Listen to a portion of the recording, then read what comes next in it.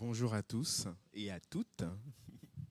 C'est une grâce aujourd'hui d'être là pour vous partager un petit message que Dieu a mis sur mon cœur. J'espère que voilà, je serai assez clair dans ce message. Donc, notre thème de l'année, c'est avancer avec confiance. Je pense que tout le monde le sait. Et je me rappelle qu'en milieu d'année, je pense en juin, j'avais fait un petit partage sur comment avancer avec le courage illustré par Josué. Aujourd'hui, on est en décembre, donc 6 mois se sont écoulés. Je pense que tout le monde a eu le courage de pouvoir avancer. Et on est en décembre, c'est la fin de l'année. Et c'est le moment aussi de regarder vers le rétroviseur, de faire un bilan, mais aussi de se tourner vers l'avenir, c'est-à-dire regarder vraiment vers 2026, se projeter, se dire, voilà, qu'est-ce qu'on va faire. Et j'aimerais aujourd'hui, et en préparant mon message, je me suis posé cette question, et j'aimerais vous la poser aujourd'hui, c'est vous demander, est-ce que vous avez eu le sentiment d'avancer avec confiance cette année? On peut répondre, hein. Oui? Pas tout le temps? Oui. Moi aussi, hein, pas tout le temps. Hein. Je n'ai pas eu le sentiment d'avancer avec confiance face à certaines difficultés, face à certains problèmes. Quelquefois, j'ai eu le courage de Josué, d'avancer, d'avoir la pêche. Et vraiment, Dieu, il était là, voilà, pendant toute cette année. Et il y a une question aussi, je me suis posée en préparant le message, hein, toujours sur le thème. Je me suis posé la question. On nous dit toujours d'avancer avec confiance. Oui, j'ai avancé cette année avec confiance. Mais vers quelle direction nous allons quand on avance avec confiance? Vers où nous avançons quand on dit on avance avec confiance? Donc c'est une question aussi que je me suis posée et j'aimerais vous la poser. Est-ce que vous avez des éléments de réponse? C'est pas un piège, hein, c'est pas...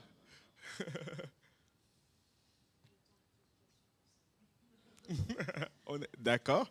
Donc, alors, vers quelle direction nous avançons avec confiance?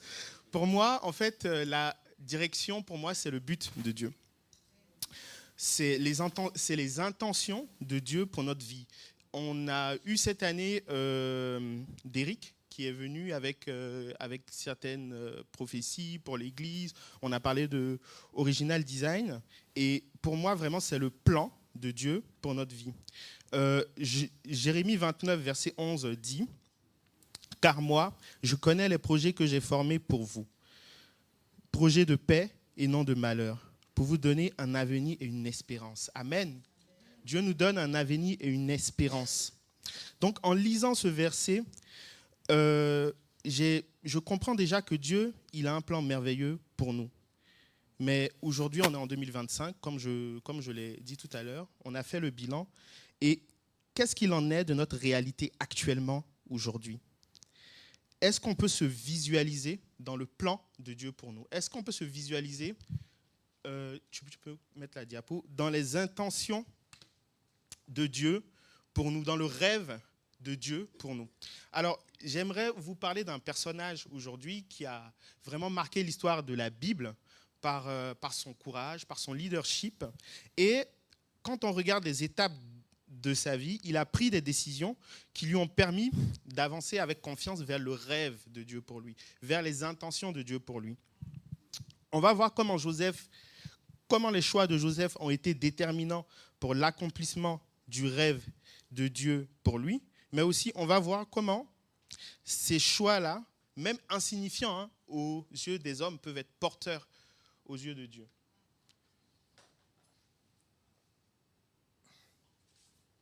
Donc, je vais vous présenter mon partage en 3 parties. Premièrement, je vais vous parler du contexte familial de Joseph. Ensuite, de Joseph en Égypte.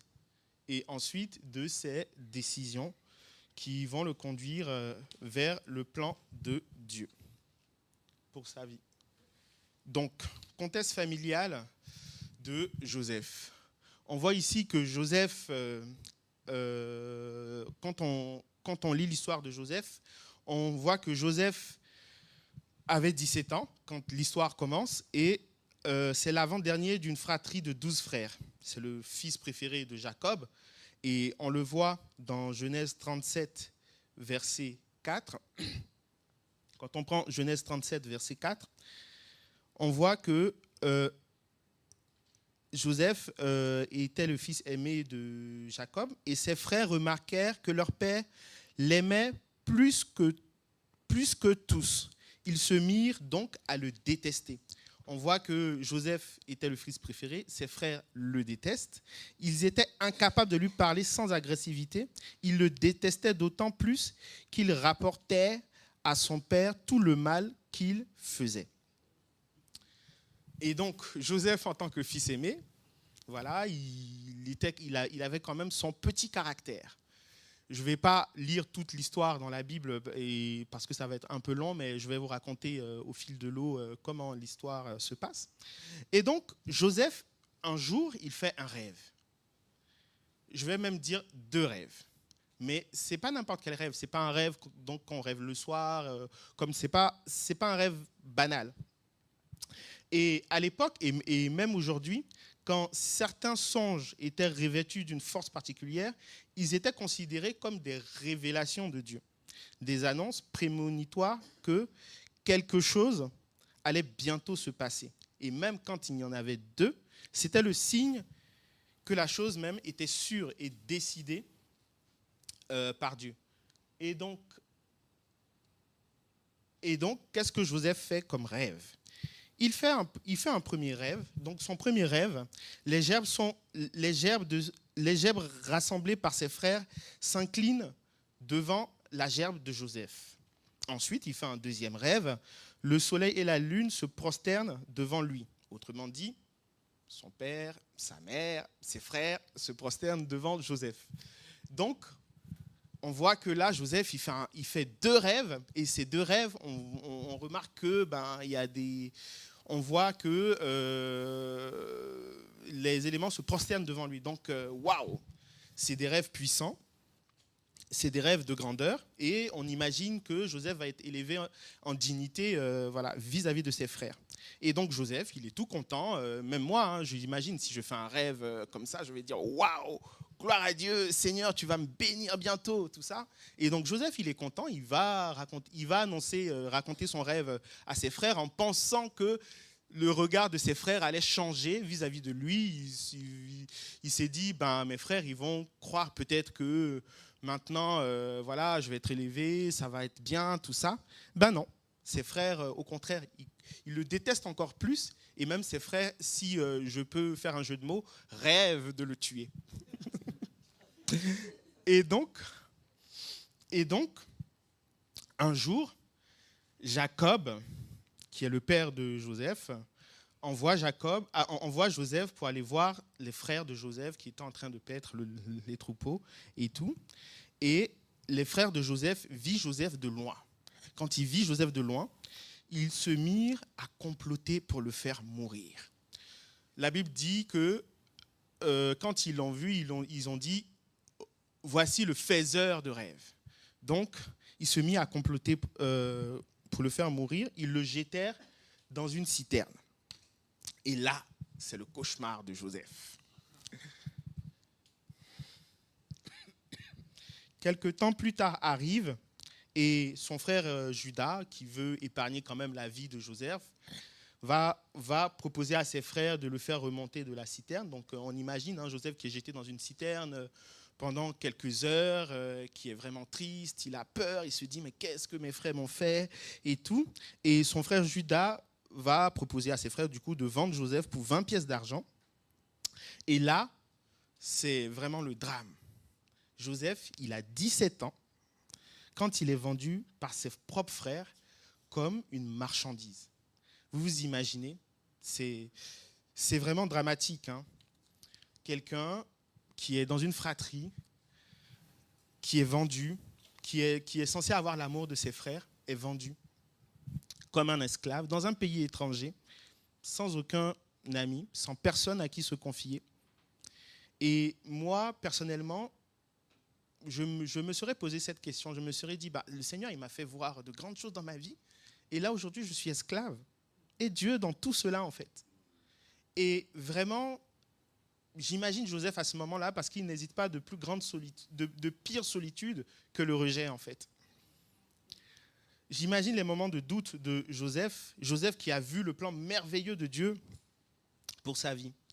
Et j'ai fait aussi un peu le contraste en me disant, quelquefois, quand on a une vision de Dieu pour sa vie, on se dit, et que tout va bien, hein, on se dit, waouh, gloire à Dieu, Dieu est bon, Dieu est merveilleux, Dieu est cohérent. Mais là, la vision, voilà, Joseph, il se retrouve vendu. Et donc, face à certaines réalités difficiles en cette année 2025, je vous pose la question, et même moi aussi, je me suis posé cette question, qu'est-ce que j'ai à gagner de vivre en tant que chrétien dans ce monde injuste? Injuste face quelquefois à la maladie, face quelquefois à la mort, face quelquefois aux problèmes au travail, quand on a des collègues qui sont un peu méchants, qui parlent mal, et on doit avoir un comportement exemplaire en tant que chrétien. Mais j'aimerais vous dire, dans chaque épreuve et dans chaque situation que nous avons pu vivre en 2025, que Dieu est là avec nous. Même quand on ne voit pas l'accomplissement de Dieu pour notre vie, même quand on ne voit pas la cohérence du rêve qu'il a mis dans notre cœur pour notre vie, on doit être certain que Dieu il a un plan merveilleux pour nous. Comme j'ai lu précédemment dans Ésaïe. On peut s'attendre à Dieu quand tout va mal et on peut même aspirer à la bénédiction de Dieu dans les moments de galère. Et on va voir cela en fait dans l'histoire de Joseph, que bien que Joseph était en prison, Dieu était aussi, bien que Joseph était en Égypte comme esclave, Dieu était aussi avec lui. Donc Joseph en Égypte. Joseph arrive en Égypte, il est revendu à Potiphar, qui est l'officier de Pharaon. Et on le voit dans Genèse 39, du verset 1 au verset 5. Est-ce que quelqu'un peut lire un peu? Ça va être un peu interactif.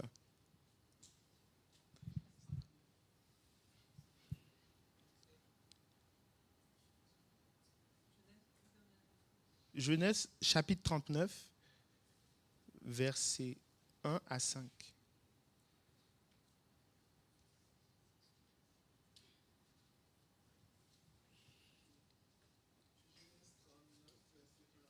Mm-hmm.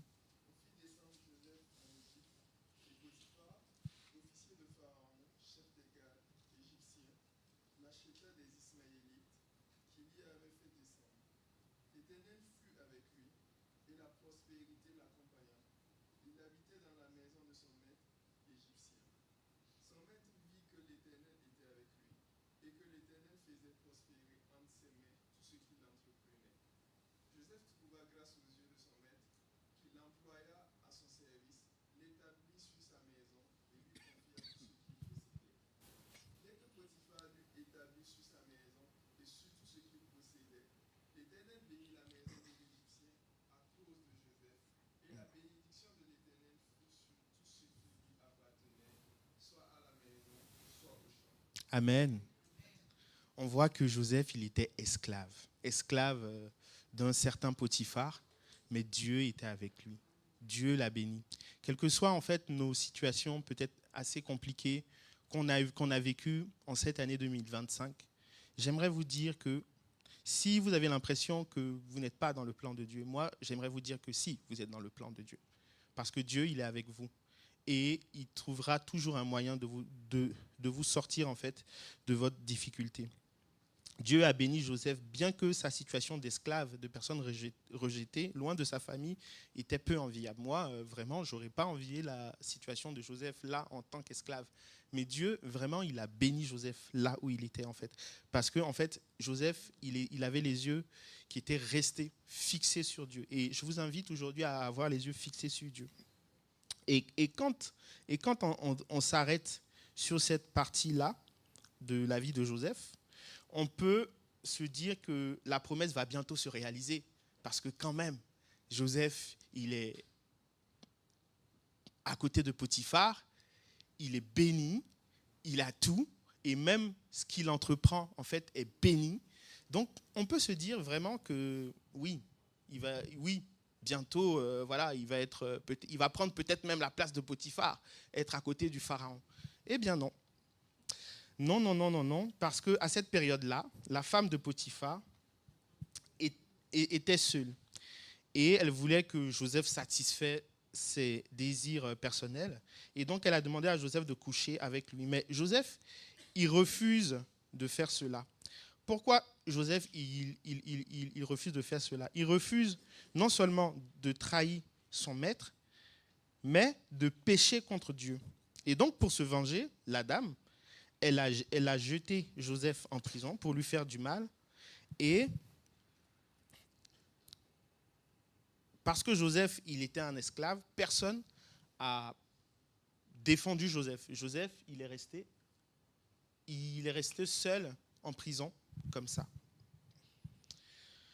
À ce moment-là de l'histoire de Joseph, je me dis, waouh, c'est de pire en pire. Vraiment. Parce qu'il a été vendu par ses frères, rejeté.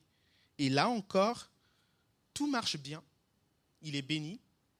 On a l'impression que la promesse de Dieu va s'accomplir dans sa vie. Et non. Non. Voilà qu'il va en prison. Et à ce moment-là, je me dis, mais Joseph, waouh, tu es dans la galère. Hein, parce que tu n'es même plus dans le même pays que tes frères et sœurs, mais aussi ta situation personnelle ne cesse de s'aggraver. Maintenant, Joseph, il est loin de la lumière, loin de la vie, il est en prison, et les années passent, et rien ne se passe.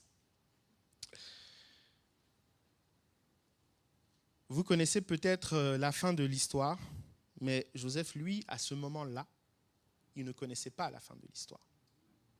Il ne savait pas comment les choses allaient se terminer. Il avait vraiment des raisons de s'inquiéter de tout le malheur qui allait lui arriver. Et il avait aussi des raisons de se poser la question de savoir, mais qu'est-ce que j'ai fait de mal? C'est légitime. Hein?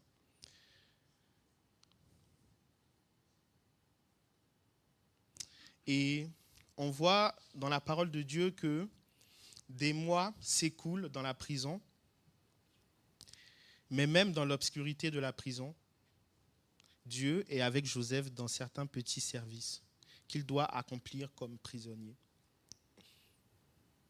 Et comme tout ce qu'il fait réussit à Joseph, le chef de prison décide de confier à Joseph de plus en plus de responsabilités. Et Joseph se trouve encore une fois à organiser les choses dans cette grande prison. On le voit dans Genèse 39, versets 21 à 22. L'Éternel fut avec Joseph et étendit sa bonté sur lui. Il lui fit gagner la faveur du chef de prison. Celui-ci plaça sous son autorité tous les détenus qui étaient dans la prison et tout ce qu'on y faisait passait par lui. Là, Joseph va interpréter le rêve de deux prisonniers qui étaient au service de Pharaon, l'un comme échanson, donc sommelier, et l'autre comme panetier, donc boulanger. L'interprétation de leur rêve concerne l'avenir des deux hommes et s'avère exacte. Le boulanger a été exécuté, mais l'échanson a été rétabli dans son office auprès du Pharaon et il promet à Joseph de parler en sa faveur. Mais il oublie de le faire. 2 ans se passent et Pharaon fait un rêve qui trouble beaucoup et que les mages et les sages de sa cour n'arrivent pas à interpréter. Alors, l'échanson se souvient de Joseph et parle à Pharaon. Pharaon, lui aussi, il fait 2 rêves. Donc, un décret, du coup. Et les songes de Pharaon signifiaient 7 années d'abondance agricole qui sont suivies de 7 années de famine. Joseph ensuite conseille Pharaon concernant la gérance des récoltes pendant les bonnes années et aussi pendant les mauvaises années. Donc Joseph est conduit vers Pharaon quand il était en prison parce que les chansons s'est souvenu de lui. Et voilà, il interprète le rêve de Pharaon. Et ensuite, voilà, il donne des conseils à Pharaon. Ce qui m'a marqué dans ce passage-là de la vie de Joseph, c'est ce que Pharaon a dit quand Joseph a interprété les rêves de Pharaon. J'aimerais que quelqu'un puisse lire Genèse 41, du verset 38 à 43.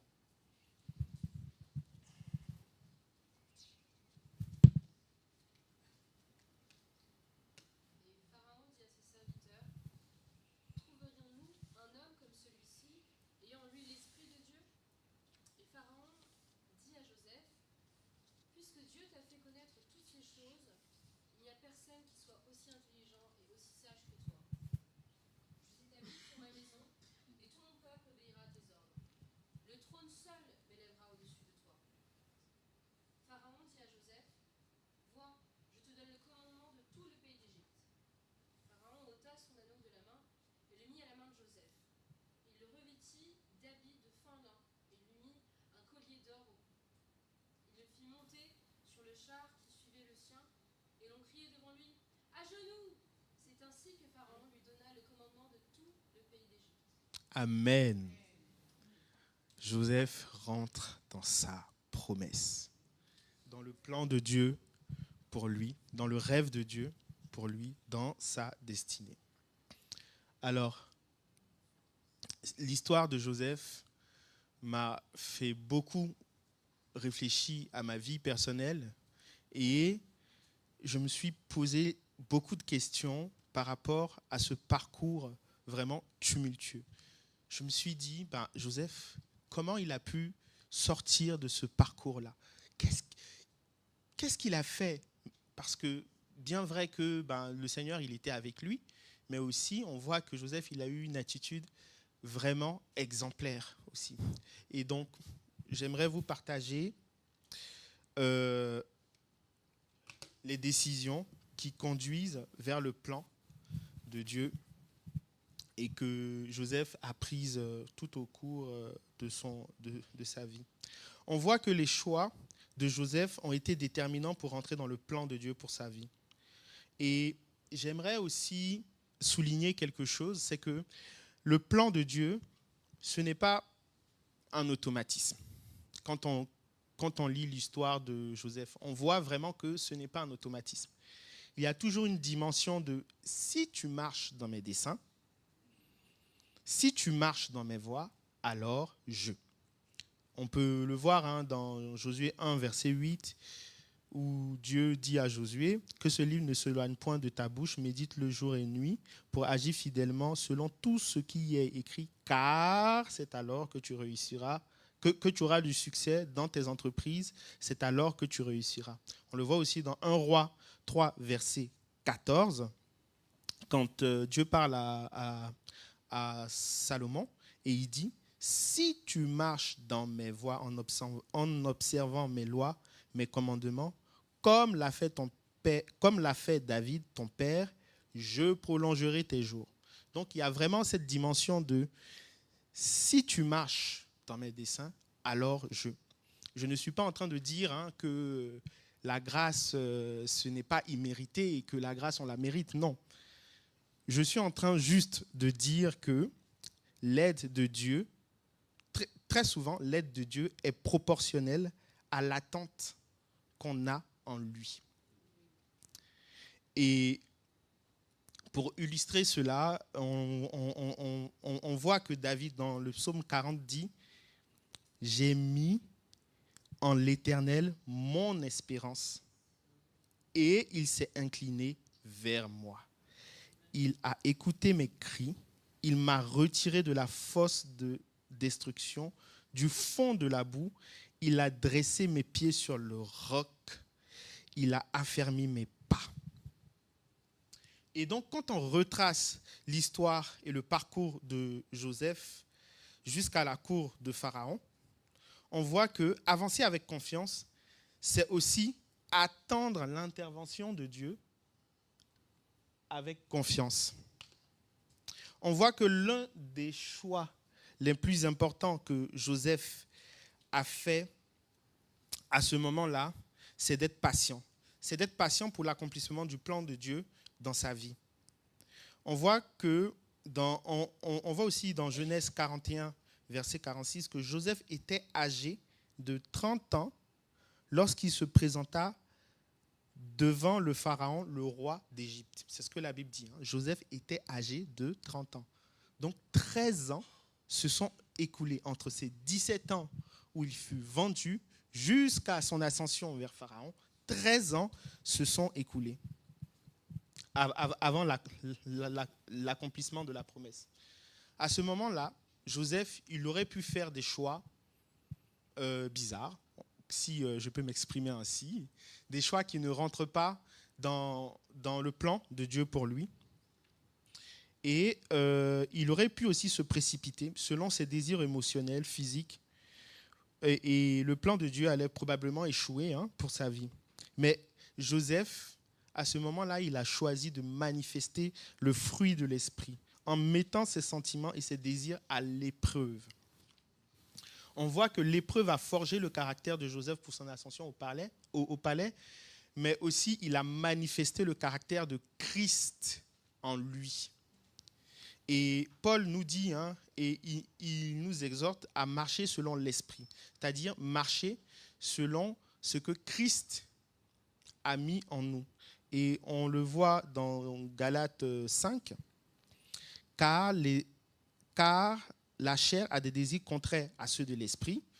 Et dans d'autres passages, on parle du fruit de l'esprit d'ailleurs, qui est l'amour, la joie, la paix, la patience, la bonté, la bénignité, la fidélité, la douceur et la tempérance. Et donc Joseph a vraiment manifesté ce fruit de l'esprit. Un autre point, pour aller très rapidement, c'est que dans l'attente, Joseph a choisi aussi de manifester la paix de Dieu. Cette attente de Joseph, ce n'était pas une attente passive. Il n'était pas là, il attendait que Dieu fasse tout. Il a choisi en fait de manifester aussi la paix. Donc l'un des fruits de l'esprit. Il n'est pas resté dans l'apitoiement. Et il s'est dit, oui, mes frères m'ont vendu, je suis en prison, ma situation est compliquée. Comment je vais avancer? Mais non, Joseph, il était dans la paix.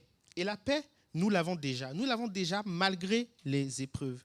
Joseph a fait tellement confiance en Dieu qu'il était en paix dans ses choix. Il était calme et sobre pour faire des choix et pour écouter Dieu. Parce que lorsqu'on est calme, Dieu, on est plus apte à écouter le Seigneur. Et finalement, Joseph a fait des bons choix. Pour parler de la paix, je reprends le verset là dans Jean 14, verset 27, qui dit « Je vous laisse la paix, je vous donne ma paix, je ne vous la donne pas comme le monde la donne, que votre cœur ne se trouble pas, ne se laisse pas effrayer. » Et donc, choisir de manifester la paix, c'est une responsabilité. Parce que la paix, Dieu nous l'a déjà donnée, en fait. Et quelquefois, nous, en tant qu'être humain, nous déléguons cette responsabilité-là aux gens autour de nous, en fait. Nous disons quelquefois, et si les circonstances n'étaient pas comme ci, et si les circonstances n'étaient pas comme ça, pourquoi ça est arrivé? Et donc, je suis triste ou non, ou je suis malheureux. Et voilà, aujourd'hui, j'aimerais vraiment vous encourager à faire confiance en Dieu et vraiment à manifester cette paix qui vient de Dieu. La paix aussi, c'est quelquefois aussi souffrir dans sa chair et laisser Dieu agir. Joseph ne s'est pas défendu lui-même quand la femme de Potiphar l'a accusé injustement. Il a laissé Dieu agir dans cette situation-là et il est resté en paix parce qu'il savait que Dieu était avec lui. Il avait confiance en Dieu. Et ça m'emmène aussi à parler d'un autre point par rapport à la femme de Potiphar, de l'intégrité de Joseph. Joseph a choisi de rester intègre. Il a choisi en fait de s'éloigner en fait du péché. Il a choisi de rester dans la sanctification, et il l'a fait pas pour son maître, mais il l'a fait pour Dieu. Et ça me fait penser aussi à un passage dans Ésaïe 59, verset 2. Ce sont nos fautes qui ont fait la séparation.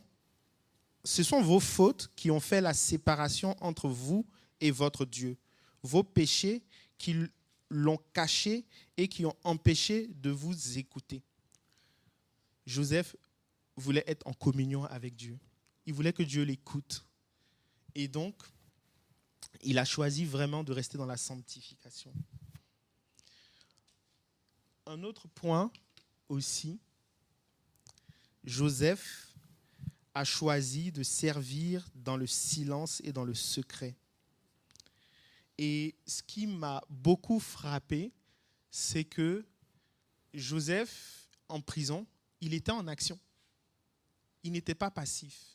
Il n'était pas couché sur le sol, s'apitoyer sur son sort. Mais il a mis au service des prisonniers ses dons et talents. Il a interprété les rêves de ces deux personnes et cela l'a conduit chez le pharaon en fait. Même s'il a été oublié, il a continué, il a persévéré dans son service. On pourrait dire aussi que dans cette partie de service de Joseph pour Dieu, Joseph a attendu 2 ans. 2 ans avant d'accéder à Pharaon. On pourrait se dire à ce moment-là que Joseph, il a perdu son temps. Il a servi pour rien. Il a interprété le rêve les chansons pour rien. Mais non, en fait. Parce que Dieu a utilisé ce moment-là pour le forger. Et Dieu a racheté le temps. Parce que Dieu a permis que Joseph monte en ascension, en fait. Et j'aimerais vous laisser un petit passage par rapport à ça, par rapport au rachat du temps, qui est dans Joël 2, verset 25. Je vous remplacerai les années qui ont été dévorées par les sauterelles, le Djélek, le Azim et le Gazam, ma grande armée que j'ai envoyée contre vous. Donc Dieu rachète le temps quand on le sert avec fidélité, avec amour, avec patience et persévérance. Pour terminer rapidement, Joseph était au bon endroit et il va s'approcher de plus en plus de Pharaon. Alors, pourquoi je dis que Joseph était au bon endroit? Parce que Joseph, il a choisi de s'adapter à son environnement. Il ne s'est pas dit, je suis en Égypte et je ne comprends pas leur langue, ils mangent mal, ils n'adorent pas Dieu, c'est compliqué, il fait chaud, ce n'est pas mes us et coutumes. Non, Joseph, il a choisi de s'adapter à son environnement. Et il réussissait tout ce qu'on lui confiait. On voit que Joseph aussi, c'est quelqu'un qui apprend vite. Parce qu'il réussissait quand même à ce qu'on lui confiait. Donc, sa capacité d'adaptation montre aussi que voilà, il apprenait vite. Et cela va le propulser au palais. Alors, pour conclure, est-ce qu'on peut dire que la foi, c'est un truc de rêveur?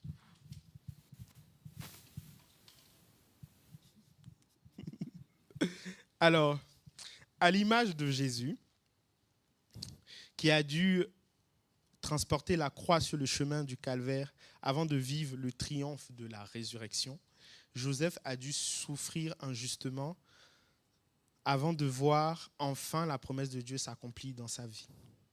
Pour ceux qui croient en la parole de Dieu et qui croient que la parole de Dieu est vérité, cette histoire rappelle que la vie vécue avec Dieu comporte souvent des imperfections, mais n'échappe aucunement à la souveraineté de Dieu. J'aimerais vous laisser ce passage pour finir, parce que la foi, c'est vraiment un truc de rêveur. Ce passage se trouve dans 1 Corinthiens, au chapitre 1, du verset 27 au verset 29. Donc 1 Corinthiens, au chapitre 1, du verset 27 au verset 29. Mais Dieu a choisi les choses folles du monde pour confondre les sages. Et Dieu a choisi les choses faibles du monde pour confondre les fortes. Et Dieu a choisi les choses viles du monde et les plus méprisées, même celles qui ne sont point, pour anéantir celles qui sont, afin que personne ne se glorifie devant lui. Je prie en cette année 2025 que pour l'année 2026, le règne de Dieu vienne dans vos vies et que Dieu soit glorifié dans vos vies. Amen.